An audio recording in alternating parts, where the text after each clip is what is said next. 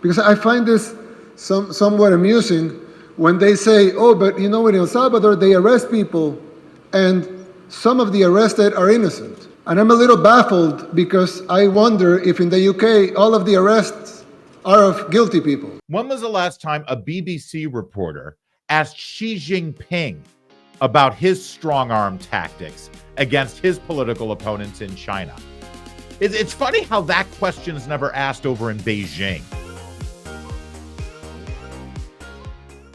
The country of El Salvador just reelected their president to a huge margin.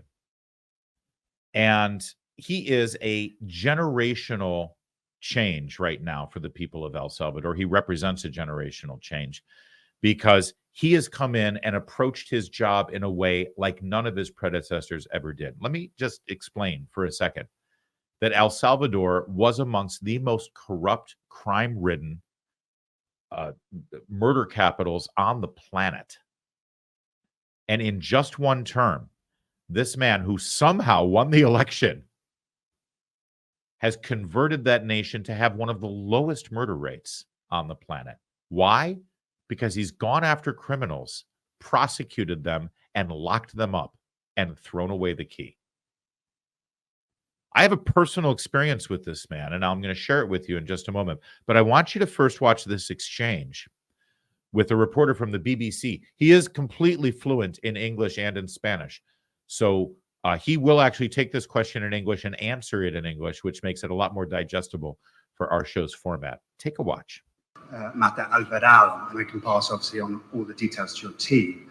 His mother was bringing food to the prison where he was at. It turns out he'd been moved to the Secot some weeks, months in fact, earlier, while she was faithfully bringing food to the prison.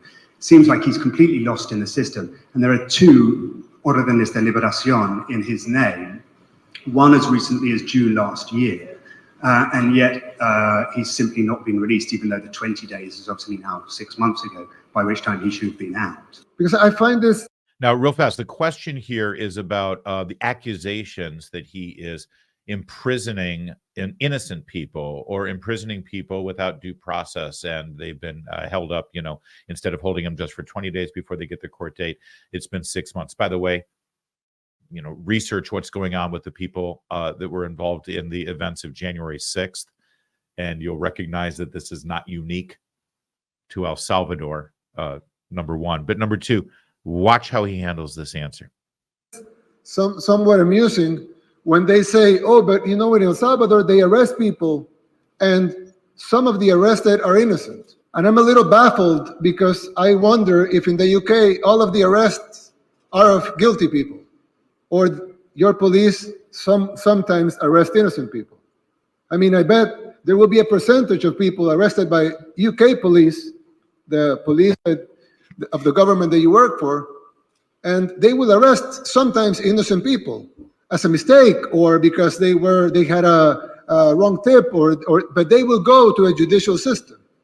If there were no arrest of innocents if there was one police in the world, one police force, UK, Spain, France, you name it, any country, the US, Canada, any police force that has only has 0% of margin of error, they only arrest guilty people. Why will you need prosecutors or defense or a justice system? You won't need that because the police is perfect in your country.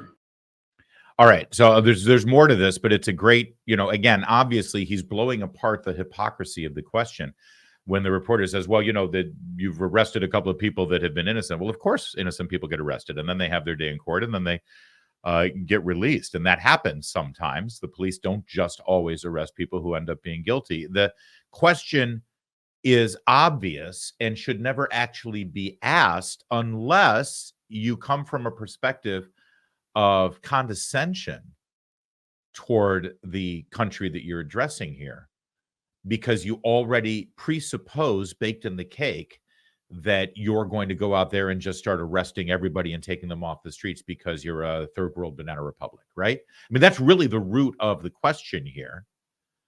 And this is, by the way, I didn't mention his name. This is Nayib Bukele, He's the president of El Salvador, who just won re-election by a landslide because of the great work that he's done in El Salvador.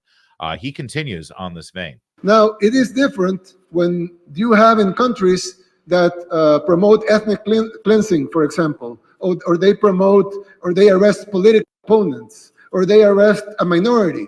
But in our case, all of the arrests are made to end the bloodshed that we lived for decades, and we have ended it. Now, did our police made a couple of mistakes? Of course they did. That's why our judicial system has been freed innocent people, and they will free every innocent people that the police has wrongly arrested. And we have already freed 7,000 people. Now, I would assume that the criticism may come from a hypothetical country that doesn't have any arrest of innocents. But I'm sure that in the UK, they do plenty arrest of innocent people, and then they are proven innocent in court. So what does that mean? That means that you shouldn't arrest criminals? No, it means that police made a mistake and some retributions have to be made to the people that have been arrested wrongfully. But we don't think, we think it's weird, or we're baffled by the criticism of something that you well know that any police in the world would make, which is a small percentage of innocent people getting. Yeah, and it is. And when he says we're baffled by this, it's appropriate because understand something. Once again, Honduras, Guatemala, El Salvador were the 3 highest per capita homicide rate countries on the planet year after year after year after year. They had horrible, corrupt governments. The other 2 still do, actually. El Salvador is the first one to actually emerge with any kind of real leadership and reforms. And this guy comes in and he palpably changes things 180 degrees by arresting the criminals, by arresting the gang members, by arresting MS-13 and shutting them behind bars and getting it done quickly and cleaning up the street. Is it perfect? Absolutely not. But he's made huge strides, and any objective person looking at that recognizes that he is doing a great job. And the question is, well, you've arrested some innocent people. Well, yeah. That happens literally on every country on the planet, that innocent people get arrested. What is your point exactly? And the fact that the question was even asked shows you the patronizing attitude that this BBC reporter takes towards Central America and really any of it. I'm sorry, would you rather we go back to where we were? This is how you make progress, when you inherit the mess that you've got. I've got more here because this guy really is a dynamic figure, and I want to tell you my personal story with him in a sec. So what do? Okay, we do something and we save people, and now we're the safest country in the Western Hemisphere. But suddenly something's bad. Oh, but you shouldn't do that. You should do what I think you should do. Why? Not only we have the right to do what we think is right, and what the Salvadoran people are gonna decide whether or not they want this day in free elections, but also we've proven it works. And you haven't proven that your system works in our country. Might work in yours, I don't know. But it doesn't work in ours. It's like I told one time a member of the European Union, I know you Brexited that, but I told a member of the European Union, you take your best government, choose your best government. I don't know what's the best government in Europe, but you choose your best government. Same people, same talent, same experts, same will to do things the right way. You take your best government and you put him to govern Afghanistan and tell them, okay, you govern Afghanistan the same way you govern this European country. They'll be dead in a week because you cannot govern Afghanistan like you govern Europe. So stop trying to make us use your recipes because they don't work here. You have your own system. We don't tell you that you shouldn't have a monarchy. I mean, we're fine with your monarchy. We love your monarchy. It's fine. But we don't say, oh, you shouldn't have a monarchy and you shouldn't have hereditary titles. Why? Because it's your country. You can do whatever you want with it. How great is this guy? How great is this guy? And again, he's making such a great point. It's like, dude, you've had like several hundred years since you had the Magna Carta there in England, all right? And things are a little bit different in your system of jurisprudence. I'm coming in, I'm inheriting the murder capital of the planet. I've got gangs, MS-13 gangs, who ran this place and had politicians in their back pockets. And you're at me because There's a little bit of strong arming going on when we make some blanket arrests and we sort it all out in the court systems. Screw you. By the way, when was the last time a BBC reporter asked Xi Jinping about his strong arm tactics against his political opponents in China? It's funny how that question is never asked over in Beijing. But this guy, who's actually trying to make a difference in a free society, he has to deal with these questions. It's disgusting. It's despicable. But it's typical. I guarantee you that this reporter is a liberal left-wing lunatic who has just decided that it's his job to speak truth to power there in El Salvador. So Secretary of State Mike Pompeo, in the last 2 years of his time in the State Department, he did something kind of cool. When he would go on an international trip, he would select 1 or 2 people from alternative media, conservative media for that matter, to travel with him to sort, instead of just the regular press pool, he would, ask talk show hosts to go with him. Our colleague Katie Pavlich and Guy Benson from Town Hall, they both went on trips with Secretary of State Mike Pompeo. I did as well. In fact, my travel companion during the trip was my buddy Buck Sexton, fellow radio talk show host, I should say, Buck Sexton. He and I had a great time for a week. The two of us were seatmates with all these other, reporters from Voice of America and Wall Street Journal and stuff like that. And we were different, let's just say. And our trip was to Buenos Aires, Argentina. We went to Ecuador. We went to Mexico City. And we went to El Salvador. And actually, while we were in Mexico City, we had an overnight. And Buck and I went out to a restaurant, had lots of tequila, and ate guacamole with crickets on it. That is a fact. There's a picture out there somewhere of us eating crickets, grasshoppers, some kind of bug. Because you only live once, right? And pretty much whatever we got from the crickets, the tequila killed. So it was fine. Anyway, back to El Salvador. This gentleman had just been inaugurated. I think he had only been in office for about 6 months, I want to say, because it was July of 2019. So that works out. And he held a press conference, a joint press conference with Secretary of State Mike Pompeo, and he spoke fluent English. And so members of the press from the American traveling press were able to ask him questions.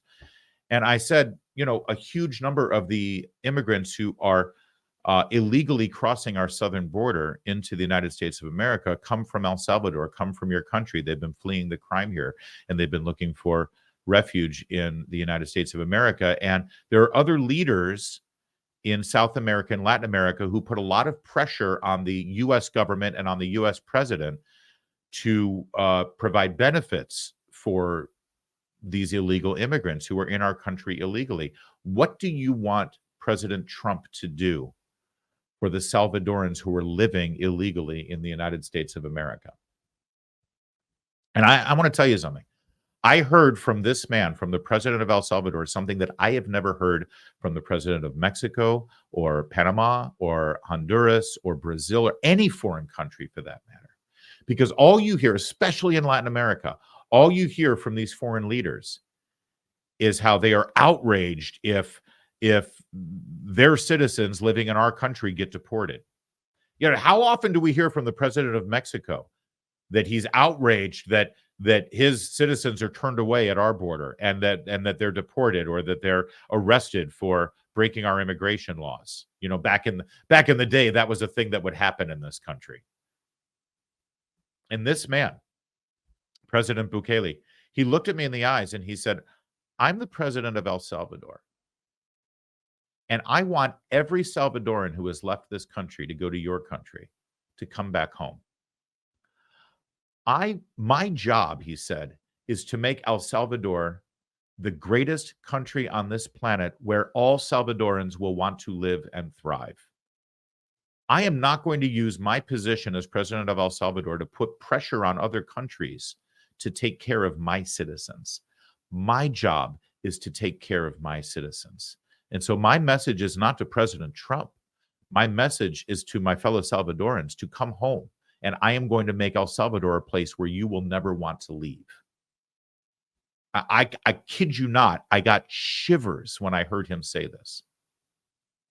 Have you ever heard a world leader say that? In fact, if you are a world leader, if you are the president of Mexico, the president of Nicaragua, of Panama, if you're the president of Venezuela, and you're spending all your energy to make sure that your citizens are treated properly when they are living illegally in this country, how do you look yourself in the mirror, for God's sake? What the hell are you doing? You're the president of Mexico, and your priority is to make sure that Mexicans who fled your country under your leadership are taken care of elsewhere? You're a disgrace. You should step down. Your job every single day should be make your country a place where your citizens will want to stay and live and thrive. And that's what this guy in El Salvador has been doing. And that's the difference leadership can make. President Bukele, by the way, is in D.C. starting tomorrow. He's going to be at the CPAC conference, and hopefully we'll be able to see even more of him and learn more from him. He's an inspiring guy, a very inspiring guy.